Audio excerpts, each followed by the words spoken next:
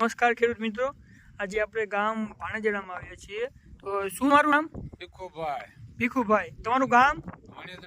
તાલુકો? જિલ્લો? તમે ચણામાં કયું ખાતર વાપર્યું હતું?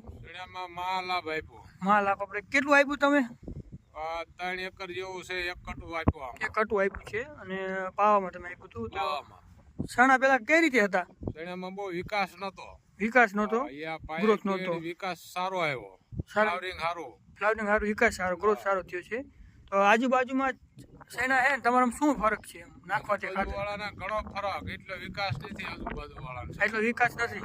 અને બીજા આગળ હે ને બીજા શેના હે ને બીજા હોત છેડ્યા છે એમાં આવો વિકાસ નથી.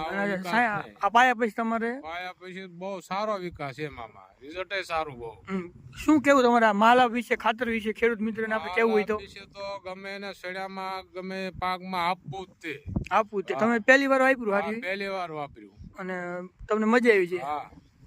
ના થેન્ક યુ. જોઈ શકો તો